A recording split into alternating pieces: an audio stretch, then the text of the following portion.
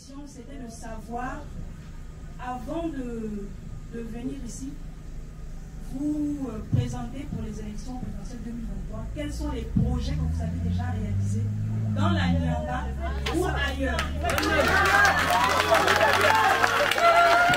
Je veux répondre à la jeune dame. Cette jeune dame, je suppose qu'elle doit être au lycée ou... Oui. Ma jeune fille, ta question démontre que tu ne comprends pas grand-chose au fonctionnement de l'État. Mais je peux comprendre, tu es une jeune fille, je vais t'expliquer. Mike Jokan, qu'est-ce que tu as fait pour la province de la Nyanga? Je n'habite pas la province de la Nyanga. Je ne suis pas originaire de la Nyanga. Tout à l'heure, parce que simplement j'ai aligné quelques véhicules, on dit que je suis suspect. Okay? Et que certainement, comme j'ai quelques véhicules, certainement je suis un voleur. Mais si j'avais construit des immeubles dans chaque ville du Gabon, vous auriez dit quoi?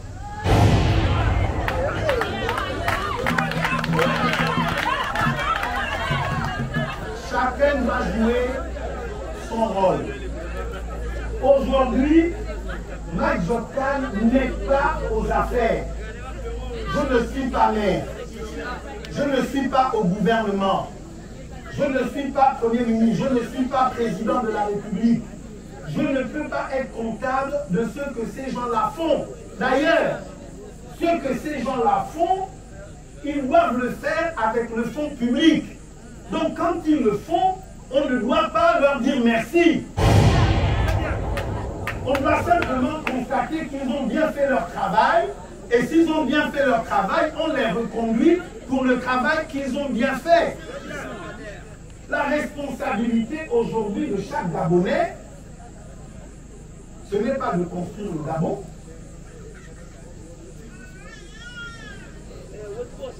Chaque Gabonais doit construire son environnement, doit prendre soin de sa famille. Le problème, c'est qu'on n'a pas le droit de prendre l'argent public pour l'utiliser à des fins personnelles.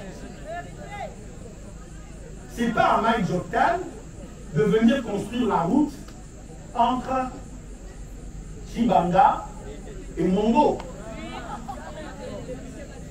C'est la responsabilité de l'État. L'État le fait avec quoi? L'État le fait avec la richesse nationale.